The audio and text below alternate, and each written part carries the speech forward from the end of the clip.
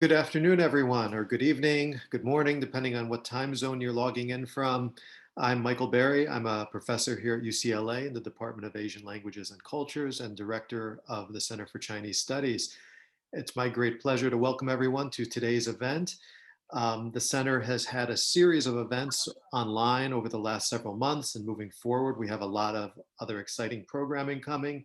Upcoming talks include Professor Bingzhen Xiong, Professor Baixian Yong, Professor Robert Hagel, Professor Yanzhong Huang, and Jida Wei, a writer and professor in Taiwan. And so please, if you're not already a subscriber to our mailing list, please subscribe. You can also follow us on Facebook and our YouTube channel where we upload a lot of videos after the fact. But thank you again for everyone's support of the Center of Chinese Studies. Today's lecture will be in two parts. We will begin with the lecture proper, and then we will open it up for a Q&A. And for the Q&A, I'm going to ask that people type their questions in the Q&A box, which you will find on the lower portion of your screen. And it's also my pleasure to be introducing today's moderator of the event, who is my dear colleague, Professor Huishu Li from the Department of Art History at UCLA. She is a specialist in Song Dynasty art and painting. She is the author of many articles and several books, including Exquisite Moments of Westlake and Southern Song Art and Empress Art Agency and Song Dynasty, China. And so without further ado, I will turn it over to Professor Li, who will be introducing today's speaker. Hi, everybody. Thank you, Michael, and thanks, Esther, who has been coordinating. And most of all, thank Professor Stephanie Su. We were, I think, old friends already, right? Almost a couple decades, though she's much younger. So I kind of feel an old friend and also know her scholarship very well. She is one of a kind, very as a very approach. I mean, she's one of the kind of modernists in our field in art. But she took a very kind of unique approach. We kind of not just cover China, but I know she spent extensive time researching Japan, in France, and in England. I know, very envious. She's everywhere. Anyway, and so she's now more aiming at actually very updated, more kind of a global modernism. So I really am very thankful that she agreed and to give this talk. And we changed the topic one time, and again, special thanks to her, because she kind of tried to cater for. We have a big class going on. I'm teaching art in modern contemporary China now, and as a matter of fact, this we just cover Xu Beihong and the Lin Fengmian, the kind of early modernist movement in China, 2030s. So what can be more, timely that Stephanie is going to talk about the 1933 Chinese art exhibition in Paris. The Professor Su has published quite a number of articles in all these major journal of our field. And I know originally her topic is more related to her first book. And I believe she has been working on it for quite some time, is either completed or it's coming out soon. Meanwhile, she has a second project going on. So her this book project called Entangled Modernities, Constructing East Asian Classicism in Early 20th Century Chinese and Japanese Art. I'm really looking forward to this because Japan serves as a kind of a model for all the Asian countries. So there are a lot of, comparatively speaking, more research on Japan. But between China and Japan, it's really, I think Stephanie is really the pioneer on this subject. Meanwhile, she has a second book project going on titled Colors of Modernity, Changing Aesthetics in Meiji Japanese Prints. I know nothing about it, but I also look forward to it. So today she's going to present the talk titled "Exhibition as an Art Historical Space: The 1933 Chinese Art Exhibition in Paris." Okay, so now I'm going to turn to our precious speaker today, Professor Stephanie Xu. So let's welcome her. Thanks, Huishu, for your very kind introduction and the invitation from the Center for Chinese Studies. I spent some time before and during my study in Chicago, and it's really nice to be back. Okay, I'm going to begin my talk with two pictures from the exhibition. This Chinese art exhibition was opened on May 10th, 1933 at the Musée Jeu de Paume in Paris. It attracted so many visitors that eventually it was extended 2 weeks longer to 45 days. At the end, more than 30,000 visitors came, and the catalog was reprinted 3 times. After the show, more Chinese art exhibitions took place in other European cities, including Berlin in 1934, London in 1935, Milan and Moscow, and so on. This exhibition in Paris marked an important moment in the presentation and reception of Chinese painting in Europe. After the show, Xu de Paume purchased 12 paintings from the exhibition and established the first Chinese art gallery in France. Following France's example, Germany, Italy, and the Soviet Union also created Chinese art galleries, showcasing modern Chinese painting. What makes this Chinese art exhibition in Paris especially intriguing is the Chinese curator's May 1933 article in the French journal.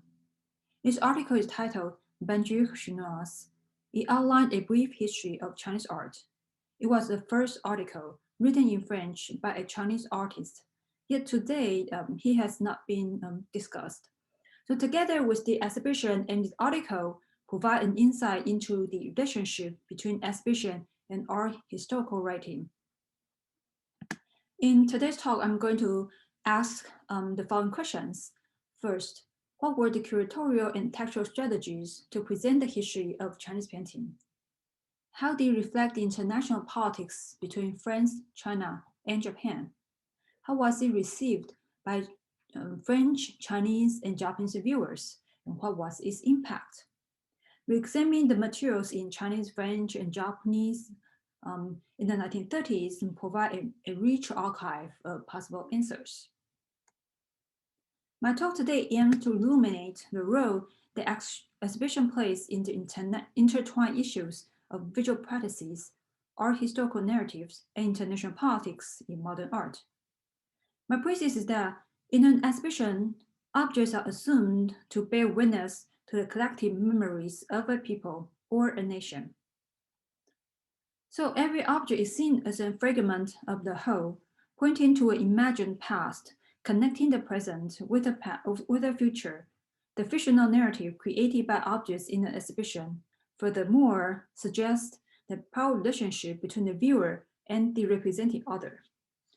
Tony Bennett argues that the exhibition provides a romanticized image of the other for the confirmation of the viewer's superiority.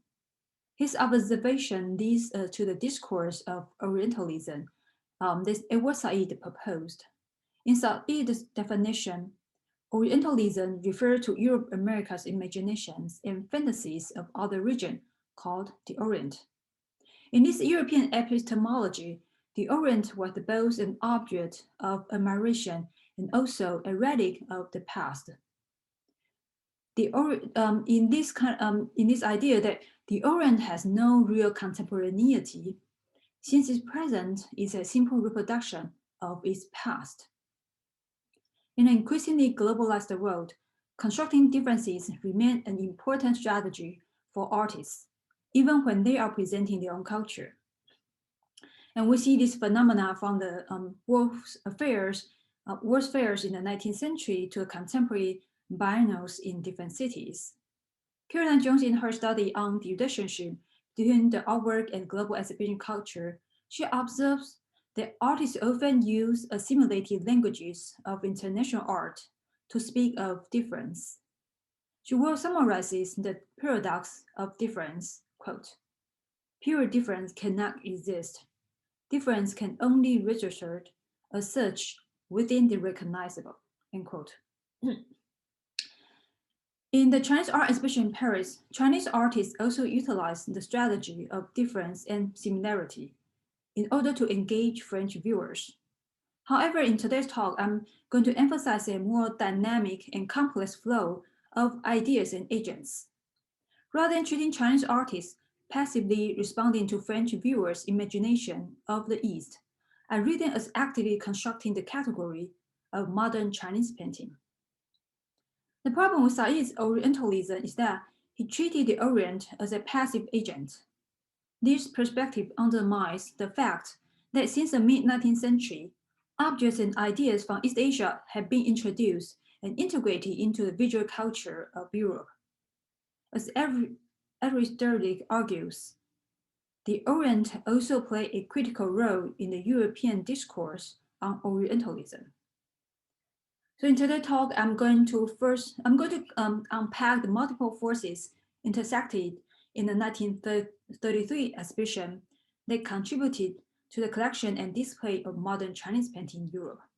I'll first offer an overview of the French and English writings on Chinese art in order to understand how Chinese painting was perceived in general.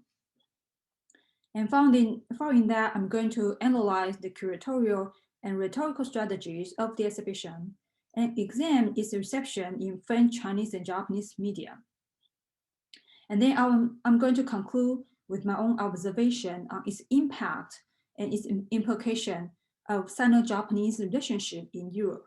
It is worthwhile to note that this specific art historical perspective shown at the exhibition is inseparable from the Chinese artist and curator Xu Beihong's agenda, which I will articulate in my talk. European narratives about Chinese art from the late 19th century to the early 20th centuries were infused with certain assumptions. The concept of Chinese art in Europe, as art historian Liu Yuzhen argues, primarily referred to crafted objects or decorative arts. Liu Yuzhen, in her study of two influential books in France and Britain, that is Maurice Baliolog's Art Chinois and Stephen Bushell's Chinese art, their interests center mostly on sculpture, bronze, jade, wood, pottery, glass, enamel, jewelries, and textiles, with a very small portion devoted to pictorial art. In China, painting and calligraphy were considered as the highest form of pictorial art, but for Europeans like Baliolog and Bushell, they were thought to be still in a primitive stage and not have advanced much in hundreds of years. This is a quote from Baliolog's book. He wrote that, quote, "Chinese artists have never appreciated the real substance of things in modeling or relieving the surface. Even at the finest epochs of their art, they have remained incapable of representing solid and living forms," end quote. Baliolog's opinion was later reproduced in Bushell's book, The Chinese Art. Bushell, he was the curator of Victoria Albert Museum at the time. But during the time when Bushell was writing this book, Gu Kaizhi's painting was already in the collection of the British Museum. So seeing this really fine work, Laurence Bignon and Stephen Bushell, they actually had better viewpoints on Chinese figure paintings than Baliolog. But still, they thought Chinese figure painting had not advanced much in later periods. In contrast with their critical views on figure painting, Baliolog, Laurence Bignon, and Stephen Bushell, they all appreciated landscape painting, bird and flower paintings, and Buddhist art in China. As shown in this quotation, that Bushell obviously think that Chinese artists are very good at bird and flower paintings. So in short, French and British intellectuals generally criticize Chinese figure painting, but praise other genres like landscape, bird and flower, and Buddhist art. Chinese artists in France, they were aware of this situation, but Besides presenting a viewpoint against Europeans' perception, Chinese artists also felt that they needed to deal with the competition from Japan. They felt that the Europeans only favored Japanese art. This sentiment often appeared in many Chinese artists' writings in the 1920s and 30s. In the 1920s, the Japanese artist Fujita Tsukuharu, already quite famous in the Parisian art world, and in 1932, Japan became the first East Asian country to have a permanent art gallery at French museums. Therefore, Japanese artworks were able to be exhibited side by side with French art. And seeing this development, Chinese artists were very disappointed. For example, Chang Shu-hong wrote in his article, quote, "In all art museums in France, I have never seen any Chinese painting. In 1922, I bought a ticket to visit a museum, but it only exhibited Japanese painting. I had no other choice but to force myself to stand in front of Japanese art," end quote. Another artist, Liu Haisu, also expressed similar opinions, quote, "The cultural history of Japan is quite short, and their paintings are just copies of our art. But recently, Europeans have seen Japanese art as a rising form of modern art. Whenever they talk about Asian art, Europeans show that they only know about Japan, not China. Fujita Tsukuharu's artwork is simple, boring, but it attracts Europeans' curiosity. In China, every artist can draw such weak lines," end quote. Xu Beihong, the curator of the 1933 Chinese Art Exhibition in Paris, also shared similar opinions. Throughout the whole process of preparation, Xu Beihong often complained about the French organizer André Desarrois, who doubted if this Chinese art exhibition could be as successful as the Japanese one had been in 1929. The Desarrois' reservation about this exhibition seemed to make she believe that the French really just care about Japanese art. So she argued in another article that those Japanese art exhibitions in France were misleading because the Japanese intended to present themselves as the origin and representatives of East Asian art. So Xu Beihong wrote in another article that one of his goals was to, quote, "reveal the imitative nature of the Japanese people," end quote. I'll argue, however, that the idea that Japanese artists intended to deny Chinese influence on Japanese art in their overseas exhibitions should be read as a response driven by Chinese patriotism rather than fact.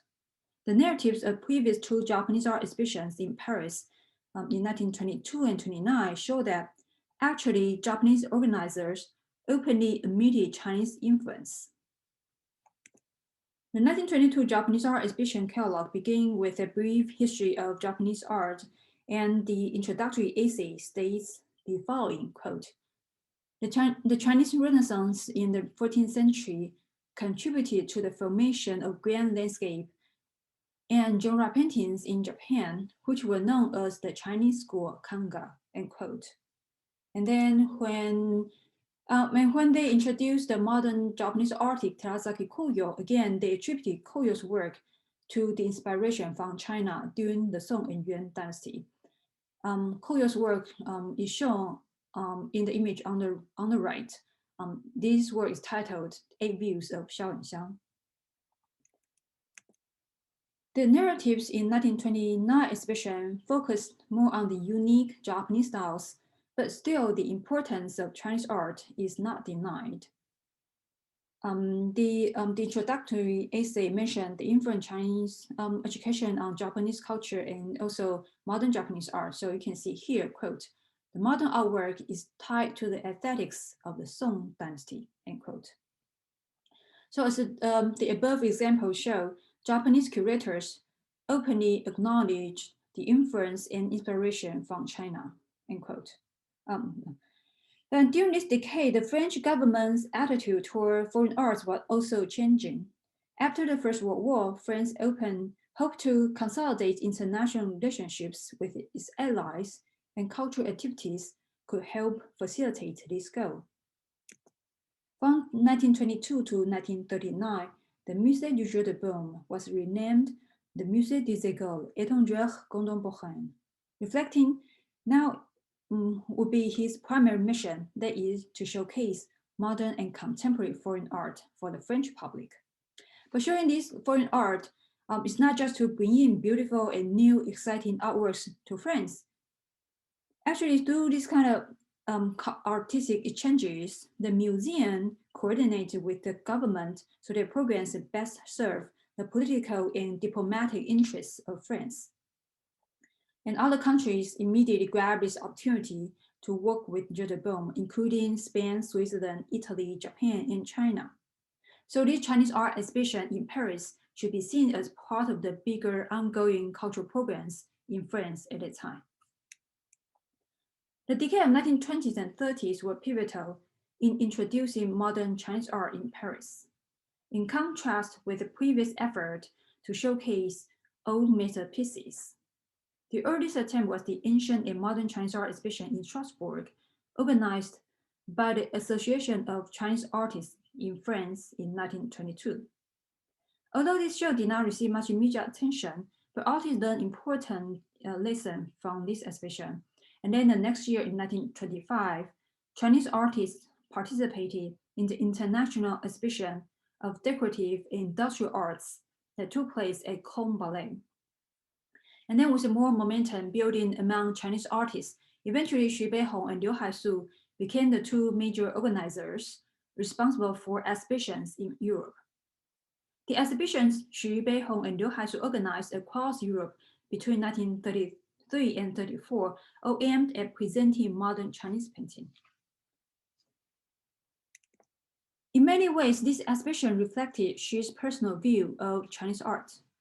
At this time, the nationalist government in China was still struggling with various domestic issues and social reforms. So the government rejected the request to fund this exhibition. Xu had to raise funds for the event on his own.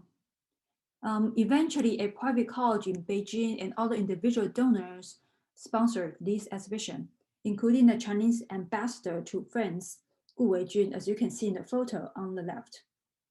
And then the Minister of Education at the time, Zhu Jiahua. This situation made the organization more difficult, but also gave Xu greater degree of freedom to structure the exhibition as he wished. So to some degree, it represented the Chinese government because you have high-ranking officials that Gu Weijun participated and helped organizing the show. But at the same time, it also strongly represented Xu's own personal agenda. Xu Beihong's strategy to increase the importance of the event was to invite many political and cultural elites in Paris to participate. For instance, the famous writer Paul Valéry wrote the preface for the exhibition catalog, and during the opening reception, many politicians, also cultural elites, also came, like the Minister of Education here, and other influential art critics such as Gamien Moclet also wrote an exhibition review in the newspaper Le Figaro. So the participation of those elite politicians and intellectuals and the wide media coverage helped increase the French public's interest in this show. Structurally, the exhibition was composed of two parts. The first part focused on ancient painting up to the Ming Dynasty, and the second part focused on modern art from the Qing to the contemporary period. And all the 66 old paintings were borrowed from Asian art collections, from the French art museums such as Musée Guimet and Musée du Louvre, and the private collectors and dealers in Paris. And in terms of the modern art section, all the 200 paintings were shipped from China. An important feature of the ancient art section was the inclusion of Buddhist painting. By this time, the French sinologist Paul Belliot had already returned from his adventure in Central Asia, bringing with him many Buddhist manuscripts and paintings, and attracting French media's attention. Besides Belliot, other French collectors like Henri Secuny and Émile Guimet purchased Buddhist sculptures and paintings in Asia, making Paris an important city with a high-quality Buddhist art collection. And in this exhibition, all the Buddhist paintings were from the burials exploration in Dunhuang in Central Asia from 1906 to 1908. The modern art section showed over 200 works from China, and they were selected based on Xu Beihong's agenda. Xu Beihong placed an announcement in a Chinese newspaper to solicit paintings for this show. One of his criteria was that works must be purely Chinese, not showing any influence from Europe or Japan. In fact, Xu was very aware of the situation that many Chinese artists had studied in Japan from 1900 to 1930s, not to mention that he himself had previously spent 6 months in Japan and 8 years in Europe. Several artists included in this exhibition also received training abroad, such as Wang Yachen, as you see here, and Zhang Daqian, Gao Jianfu, and Lin Fengmei all studied either in Japan or Europe. In fact, one of the organizing committee members, Chen Shuren, also studied in Japan from 1908 to 1912. He admired and even copied Japanese artists' works as shown here. But in order to stress that Chinese art could modernize and regenerate itself from its tradition, independent of any foreign influence, Xu Beihong intentionally excluded all other media to focus on ink paintings. In addition, Xu Beihong himself also took care not to disclose everyone's training outside of China. For instance, he introduced himself with the following sentence, quote, born in Kangshou, student of his father Xu Dazhang and the famous intellectual Kang Youwei, had his fame quite quickly, former director of the National Academy of Fine Arts in Beijing, professor of National Central University in Nanjing, end quote. This passage completely disregarded his education in Paris. As you can see here, this oil painting was done by him during his study in Paris, and this painting was even shown at the French Salon at the time.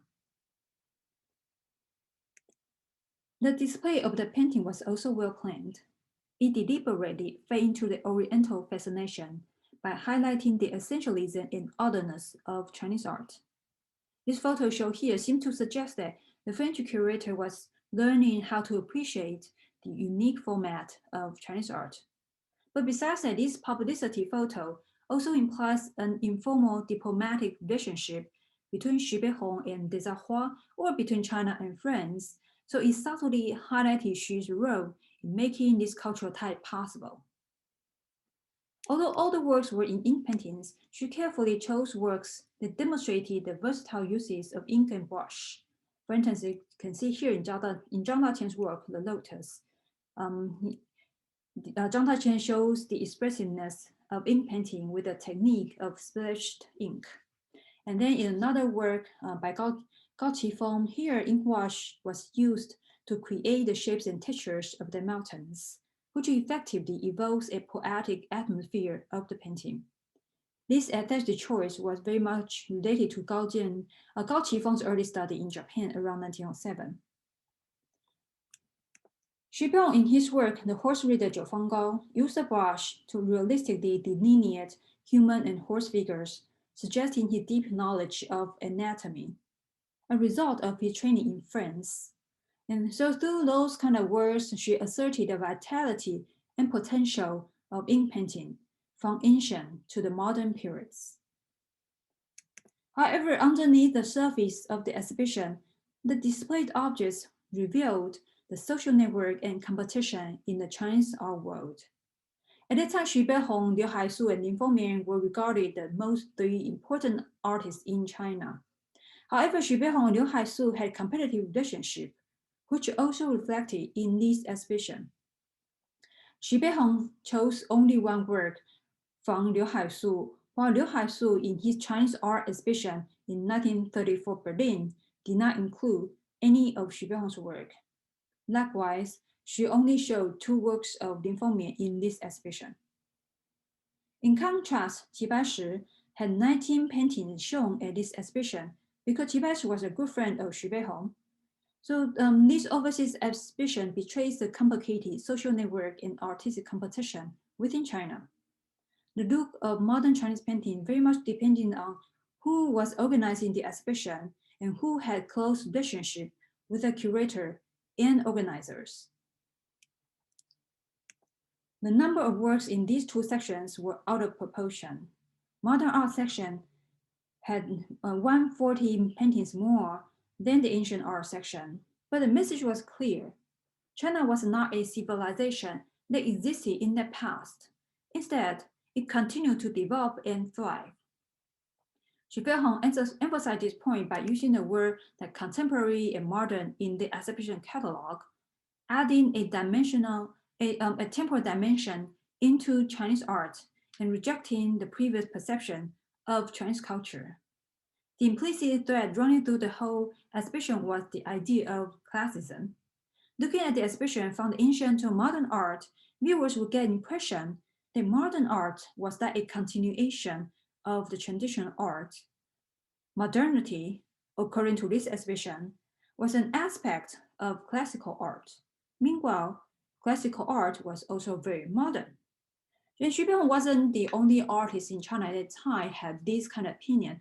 Actually, other modernists also had similar opinions, naming their modern art journal as Apollo. It suggests that many Chinese artists believed in the interdependent relationship between modernism and classicism. However, the textual narrative of the exhibition presents another unexpected view of Chinese art history. It shows Xu Beihong's strong opinion that even contradicted the visual presentation of the exhibition. The most obvious example was his attitude toward Buddhism. The exhibition showcased several Buddhist paintings, therefore acknowledging the importance of Buddhism in Chinese art. However, in Xu's writing, he condemned the influence of Buddhism in Chinese art. She wrote that Buddhism did not inspire Chinese artists to create great works like those of Michelangelo. And under the influence of Buddhism and Indian art, Chinese art became detached from reality. And throughout his writing, she used very strong words to condemn Buddhism. For instance, he wrote that Buddhism invaded China, beginning a period of decadence because the form of Buddhist sculpture was reprehensible and its aesthetics harmful, end quote. Xu's antipathy toward Buddhism in Buddhist art might come from his perception of Buddhism as a foreign religion at odds with Confucianism. However, Xu's hostile attitude toward Buddhism was not shown at the exhibition. While Xu Beihong tried to create an image of pure China without any influence from foreign cultures, his writing constantly talked about the cross-cultural interactions between China, India, Japan, and Europe. Xu Beihong argued that Chinese art became the foundation of Oriental antiquities and aesthetics. In Xu Beihong's opinion, Song Dynasty artists had already achieved perfection and became the paradigm for later generations. Inheriting from this tradition, artists like Shi Nanping created great paintings, and Shi Nanping's work was emulated in Japan, influencing the development of Japanese art.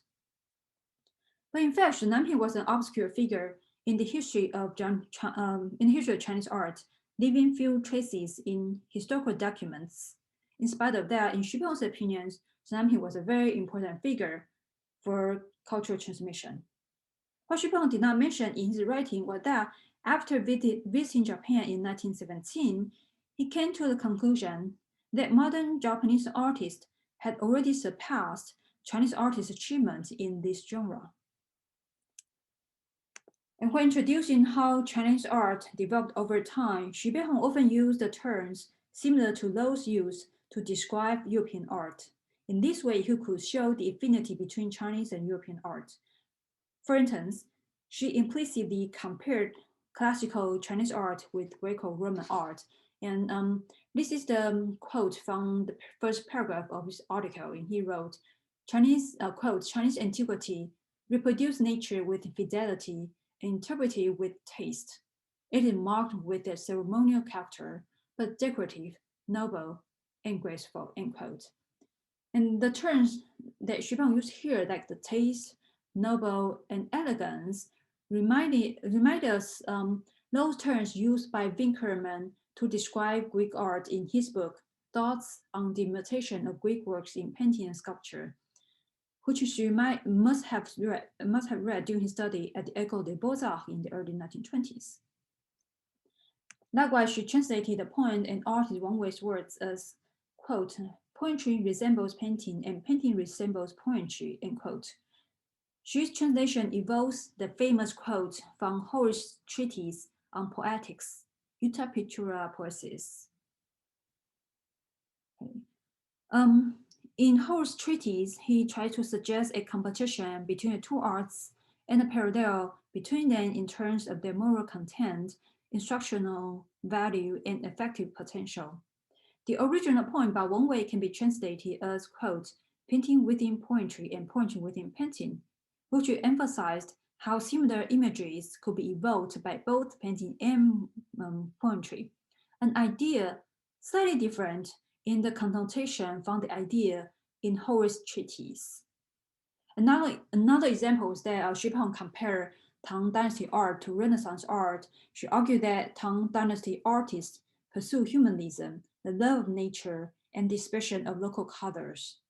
This example demonstrates that she used those terms and analogies in trying to connect Chinese art with European audience. In many of Xu Beihong's writings, he talked about his mission of organizing this exhibition for China. In spite of these nationalistic and sometimes looks like altruistic sentiments and motivations she expressed, it is important to consider how Xu Beihong positioned himself in the history of Chinese art that he constructed in this exhibition. Now let's turn to examine his own painting at the exhibition, The Horse Rider Zhou Fanggao. Among all the paintings that she showed at the exhibition, The Horse Rider Zhou Fanggao was the most important work for 3 reasons. First, this painting was the largest figure painting in the show, occupying a prominent position. So when viewers walk into the exhibition, they will immediately notice this work. And second, in a lot of news reports or exhibition reviews, this painting was almost always included, making it almost become a synonymous with the exhibition. And third, the description on the lower right corner states that it was the 7th time that Xu Beihong painted this work. This work must have carried certain value for Xu.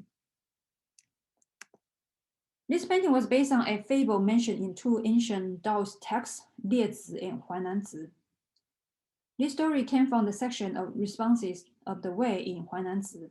In this story, the person called Zhou Fanggao was famous for discerning talented horses, for he was able to see beyond their appearances and make a sensible judgment based on their overall qualities. Due to this special skill, another official called Bo Le recommended Zhou Fanggao to the emperor, who was looking for the best horse. And as expected, Zhou Fanggao successfully accomplished this task and got the best horse for the emperor. This story is a metaphor that contains 4 possible meanings. It emphasizes the importance of judging one's value beyond the appearance, the ability to discover a talent, the ability one should have to be discovered, the merit of a ruler has in order to attract talent to work for him. And scholars have suggested that this painting can be interpreted to mean all of these. From a political viewpoint, this painting urged the Chinese government to discover and recruit the best talents. Meanwhile, it can also be argued that this painting actually implied criticism at the nationalist government in China at the time. She considered the government corrupted and incompetent, so he created this work to remind the government the importance of being a wise moralist. From the viewpoint of Xu Beihong's own personal career, this painting can also be interpreted as Xu Beihong's aspiration to be the best painter in China, and his sense of mission to discover promising artists. Because of all these ambiguous and multiple directions and interpretations, this story became Xu Beihong's favorite subject. In this specific painting, she wrote that, quote, in the winter of the year Xinwei, I painted this work the 7th time. It is for the memory of Mr. Lian Nanhu. I cannot help but sigh endlessly, Xu Beihong, who teaches at the National Central University and lives on Danfeng Street, end quote. Here, Xu Beihong mentioned the point Lian Nanhu. Xu Beihong met Lian Nanhu in the year of 1917. Xu Beihong showed that he was very grateful for their friendship, but in his autobiography, he did not mention more details about their friendship. And in the year of 1931, Lian Nanhu passed away, so she dedicated this work to him. From this perspective, it seems to suggest that Xu Beihong felt that his ability and also ambition to leave an impact in the Chinese art world could only be understood by a few people, such as Lian Nanhu. Xu's intention to leave his name in history is further enhanced by another painting by his father Xu Daozhang in the exhibition. Titled Self-Portrait of My Son, this painting depicts the young Xu Beihong seated by the desk, ready to read books, which were presumably Confucius classics. His father holds a fan sitting behind him and supervising him. This image emphasizes Xu Beihong's intellectual background rather than simply being a craftsman. By including his father's work in the exhibition, Xu Beihong constructed a legitimate and glorious family lineage. In fact, his father was a local artist who struggled to make a living by creating commercial works and passed away when Xu Beihong was 20 years old. Reading Xu Beihong's work, the horse reader Zhou Fenggao and his father's painting together, they constructed an aura around Xu. He not only positioned himself within the tradition of Chinese art, but also established himself as a leader in the modern Chinese art world. In this way, Xu Beihong subtly inscribed himself into the history of Chinese art. How was this exhibition received by French, Japanese, and Chinese viewers? Scholars have seen this exhibition as a successful cultural event, but argue that the responses were more diverse than scholars had previously assumed. Most of the French media responses were reported by Xu, who unsurprisingly selected favorable reviews. But there were also other negative reviews that undermined the goal of the exhibition. In general, French art critics and viewers did intend to view the exhibition in a more positive way, appreciating Chinese art and expressing confidence in its future. Gamia Mokalek wrote that the artwork shown in the exhibition were high quality, profound, and remarkable. And the other review at La Volonté described them as, quote, simple, clear, and logical, archaic, yet very modern, and conclude that Chinese art is always young. The other journal, the Badi Bakisian, noticed that contemporary Chinese artists inherited the merits of observing nature and depicting it with aptitude. It was worthwhile pointing out that many French media follow Xu's vocabulary in the article, speaking of spirituality, thoughts, and intellectualism, showing the success of Xu's rhetorical strategies. Many reviewers also associated this exhibition with the current political situation in China and feel sympathetic toward China. The exhibition was opened soon after the Manchurian incident in 1931 and the establishment of Manchu Kuo in 1932. Therefore, many French reviewers often compared this exhibition to the military conflicts between China and Japan, as if these two countries had extended their battlegrounds from Asia to Europe. The Japanese art critic and reporter based in Paris, Matsuo Kuniosuke, also noticed this situation. In his report, Matsuo cautioned the Japanese that China was gaining popularity in Europe, in contrast with the lukewarm reception encountered by Japanese art, possibly due to China's strategy of turning military defeat in Asia into the sympathetic public image of a peace-loving people. Therefore, actually contrary to Chinese artists' perception, the Japanese felt quite worried that China was dominating the public opinion in France. Other French reviewers also noticed that the works of modern Chinese art were quite different from what they had expected. For instance, Gaston Boulogne, he wrote that quote, the qualities are varied after a certain style has achieved. Chinese artists explored a genre. Their race disperses a virtuosity without taste, so poor, end quote. Boulan's comment was more extreme and even provocative than most of the other reviewers, but it does suggest that to some French viewers, they were not convinced by Xu Beihong's logic and considered Chinese art backward and not progress because its modern art doesn't seem that much different from the ancient art period section. In contrast with the more diverse viewpoints shown in the French media, Chinese media constantly interpreted as a triumph over Japan, with the narrative typically being that although Japan had defeated China militarily, China had won culturally. Xu Zhonglian wrote in his article that he appreciates Xu Beihong's effort and even set up a gallery of Chinese art at the Jeu de Paume. And so he wrote a quote, "Finally, the other country was no longer exclusive," end quote. Another journal, Liang You, also reported that this exhibition was a victory of Chinese art overseas. However, not everyone was so optimistic. Lu Xun had a more critical and sarcastic view of the exhibitions. In his 1933 article, he wrote that, quote, "China's policy has always been cloism. It doesn't go out by itself, but it doesn't allow others to come in either. Ever since it was forced to open the door by guns and cannons, it has constantly encountered setbacks. Now everything has become standing-offism. For instance, recently we have seen a batch of antiquities sent out to exhibit in Paris, but we don't know what happened afterwards. Several great masters took some old and new paintings overseas, hanging them in European city after city, an act that they called glorifying the nation," end quote. In Lu Xun's opinion, the most important contribution of such overseas exhibitions was to satisfy Chinese people's pride. The exhibition is an epitome that reflects the competition and dialogue between China and Japan in the 1920s and 30s, and this is a simple chronology showing that how intense the competition had been between China and Japan. So you can see that soon after Japan had one exhibition, Chinese artists will immediately organize another one, and then Japan will organize another one again.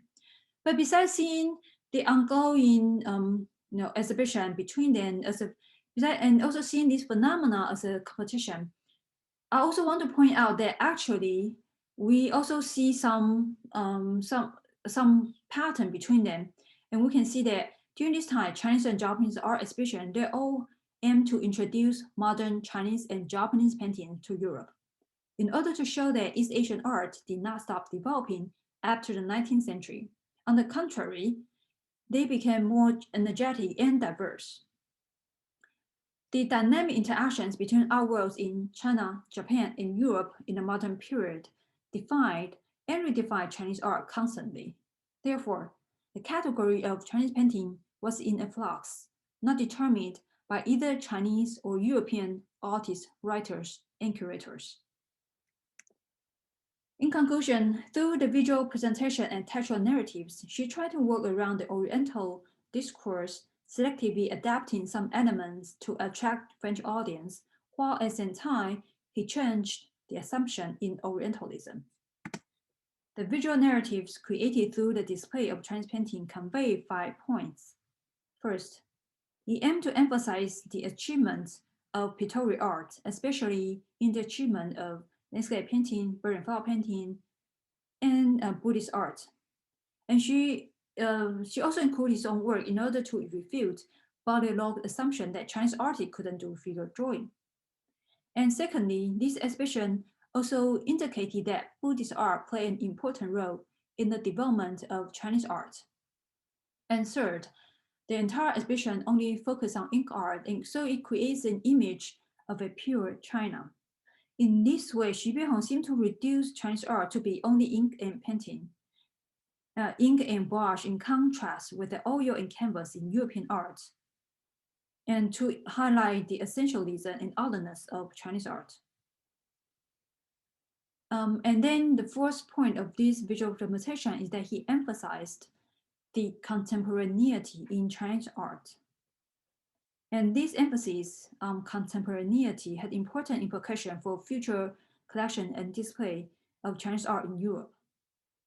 And finally, Xu Beihong also used this exhibition as a way for self-promotion, creating an image of a leader in the modern Chinese art world. Xu's own textual narratives, however, sometimes convey another image of China. His writing used European aesthetic vocabulary to emphasize the intellectual and aesthetic pursuits between Chinese and European artists. In addition, his writing disclosed strong personal opposition to Buddhism. Furthermore, his writing showed the cross-cultural interactions between China and other countries like India, Japan, and Europe. So I would suggest that the gap between the visual and textual narratives was a result due to Xu Beihong's compromise between French audience interests and his personal preferences. For instance, French audience was very interested in Buddhist art. Therefore, although Xu Beihong himself did not like Buddhism, he still included Buddhist art in the exhibition in order to attract French audience to see this exhibition. The 1933 exhibition can be read as a three-dimensional projection of a fictional narrative of Chinese art. In the field of modern Chinese art, many scholars have done great jobs in demonstrating the significance of exhibition culture, including how it influences the citation of artworks, serve the purposes of cultural promotion, acts as a performance of national identity, and so on. Through a case study of the 1933 Chinese art exhibition in Paris, my talk strives to bring in more nuances by considering international politics between Europe, Japan, and China, and the intricate social network and competition among Chinese artists, and the personal vision and aspiration of the curator. It was through the interaction and competition among all these agents and institutions that the category of modern Chinese painting was created. Thank you for your listening. This is my email. If you have any question, please feel free to email me anytime. Thank you. Thank you, Stephanie. This is really thought-provoking. I have so many questions because we are right now just working on it. So I'm gonna, give opportunity to other audience to raise a question. But can I ask the first question? I see a lot of competition in the Xu Beihong is quite a complex person. The main painting he highlighted, I mean, is his own painting, the largest one, right? The Jiu Fang Gao.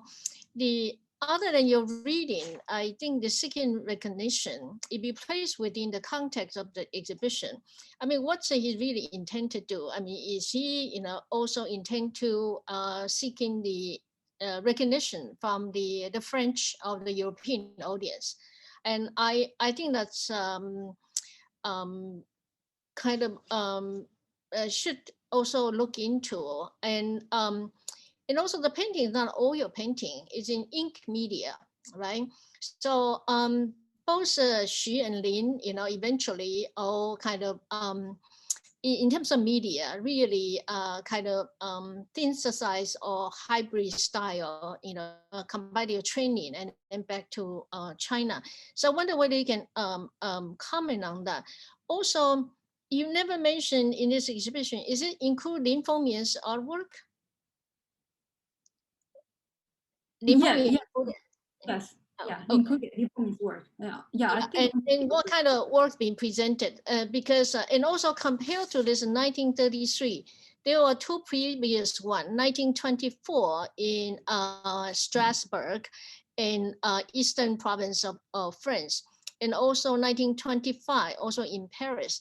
And these are organized by Lin Fengmian, and again his competitor.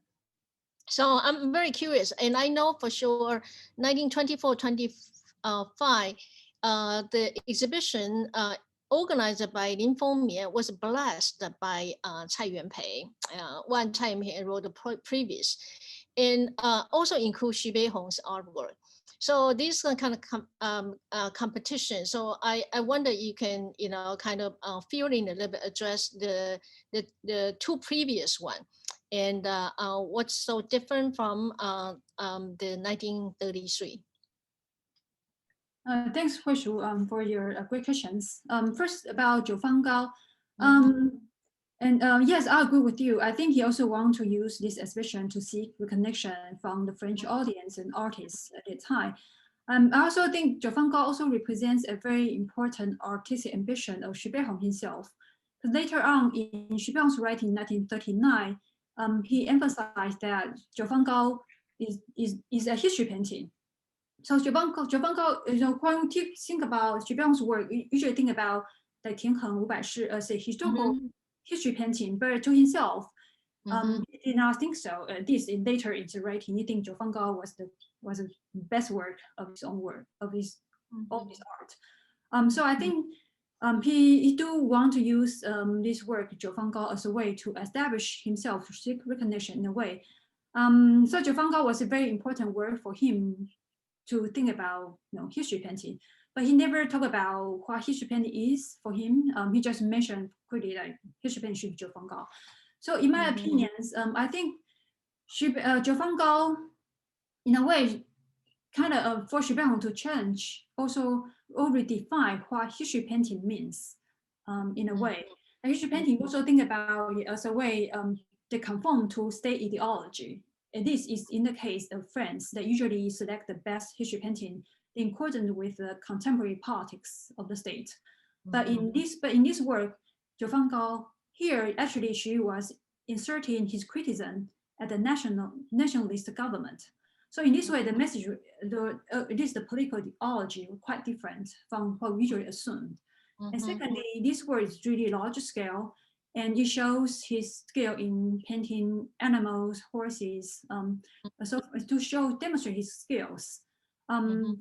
Now, so it's a way that he want to use this painting to demonstrate he was worthwhile, the title of the in China at the time. So it's a lot of consideration for him to choose this work. And as for the competition between Xu Beihong and Lin Fengmian, indeed, that's a good point. I didn't mention too much. Yes, indeed. So in this exhibition, he only I forgot. He only included like 1 or 2 paintings by Lin Fengmian, also. So he intentionally to undermine his competitors in modern Chinese painting. And at the end, I did not really know how Xu Beihong's work looked like, because in his exhibition catalog, he only reproduced paintings by himself, also ancient paintings. So I did not really know. And a lot of media coverage also controlled by Xu Beihong. So intentionally to take care not to show, they only promote himself. So it's hard to know how they look like. And also the French title is slightly different from the original Chinese titles. I found a lot of translations kind of hard to use very general terms like landscape. Landscape, a very general term. Okay. Well, there's 2 more questions. Thank you, Stephanie. I believe that we can continue to discuss. There's so many, issues. There's 2 questions came in, now 3. One is by Elsa Duval, and it kind of related. I would like to hear more about how the exhibition relates to the general interest of the Paris public and art milieu for Chinese art and history. For example, the Guimet Museum or previous Chinese art exhibition. Okay, there's a one, and is there a particular political statement made by those choices? And then the third question is in what way anti-Buddhist statement made in Xu's text or comment or selection of works? Okay. Okay, yeah, thanks. So how this exhibition different from previous Chinese art exhibition in Paris? It really shows a large section of modern Chinese paintings. Previously, in the Chinese art exhibitions in Paris, especially, they focus only on ancient paintings because they believe that Chinese painting was great, but only in the past, not contemporary. Right now, this is a very common perception held by a lot of European viewers, and also Japanese viewers as well. Japanese also thought that Chinese art great, but only in the past. So in the 20s, it was a really important time they began to introduce modern Chinese art. So you can see that Xu Beihong this work intentionally showcase 200 Chinese ink paintings in these exhibitions. In the 1925 exhibition, the information shows some oil paintings. In 24 and 25, the difference is they show some oil paintings done by Chinese artists studied in Paris. But they, in this painting, they intentionally to show the content painting, but only in ink media.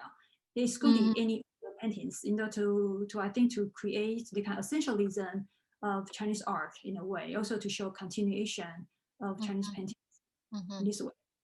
Okay. So the anti-Buddhist statement made by Xi's text, so as the examples I showed earlier, she used really strong words in describing why Buddhism was so harmful for Chinese art. And I think Xu Beihong's attitude, it was related to his promotion of Confucianism, which he considers indigenous Chinese thoughts and philosophy. So in this way, he trying to undermine the influence of Buddhism. Okay, there are two questions, the political aspect, is there a particular political statement made by those choices?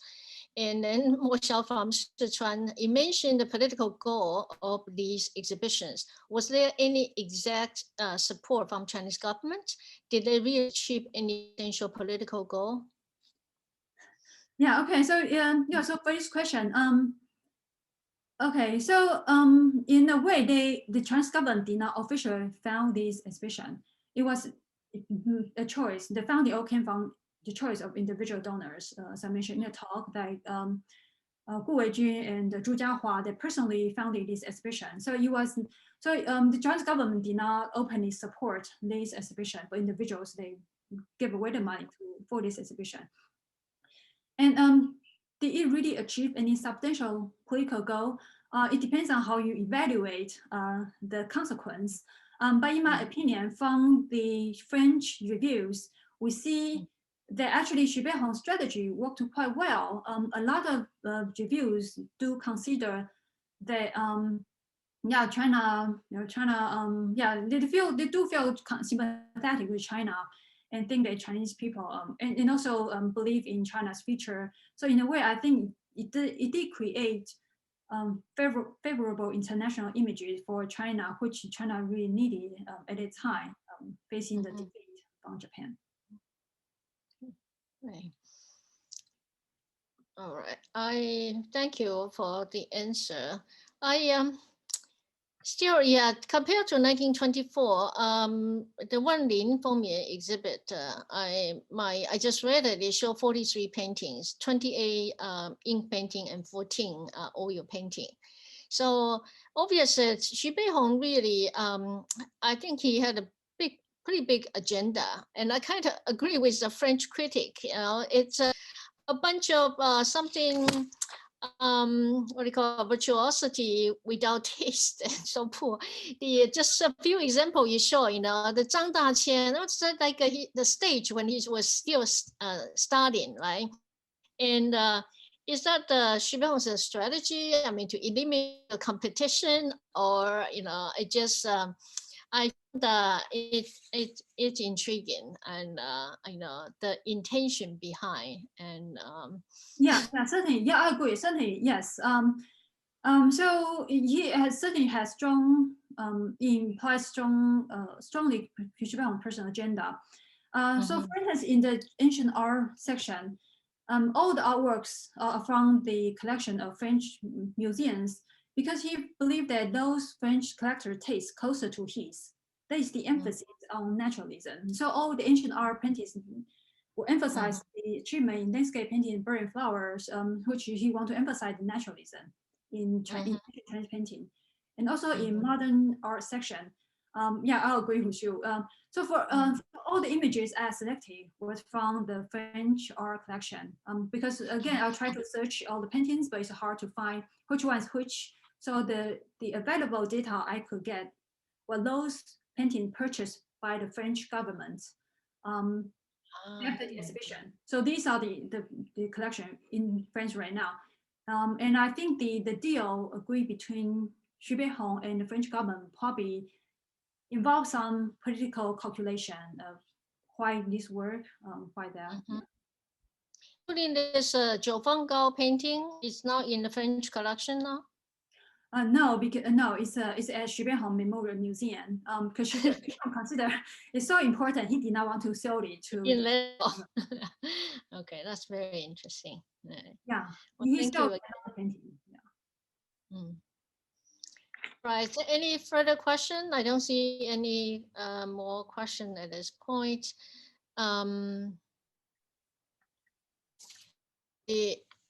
As I mentioned, I actually have a lot of questions, but I think maybe I will save it for an other opportunity to discuss with you in person.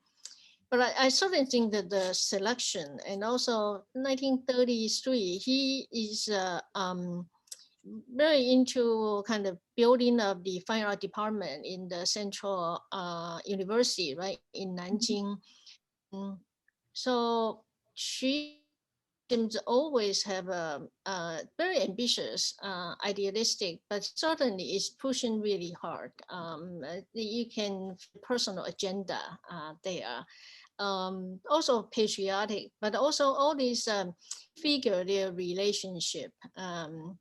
So from starting from 27 to 29, the debate between he and Lin Fengmian, right? So in China, he tries so hard to promote this, naturalism, realistic, approach, and and also was quite a public figure. Kind of, he's always very vocal about kind of advocating what he believes. And but this is really the first time I learned that this is in a much bigger scale, reaching out by organizing this exhibition. Actually, Xu Beihong, he already thought, he began this idea of organizing the Chinese art exhibition long time ago when he was studying in Paris. So he always considered exhibition as a very important way to create the favorable cultural image for China. So he began it from the 20s, but he earnestly began organizing this exhibition in 1930. So he spent 3 years organizing exhibition, trying to facilitate a lot of create a lot of connections, talk to a lot of elites in Paris, and also raising money in China. And so when we put together in 1933, it was actually a long-term effort of Xu Beihong. Okay. All right. So I, don't want to take any more time of you. Michael, do you have any? Are you coming back, or should I? Oh, there. Director. Yes. I'll just thank Stephanie again, and thank our audience for bearing with us during the technical difficulties. As we all know, the world of Zoom is fraught with challenges. So I appreciate everybody staying online. Thanks so much to Stephanie for this wonderful presentation, Huishu for moderating, and we look forward to seeing many of you at our future events online. Thanks, everyone.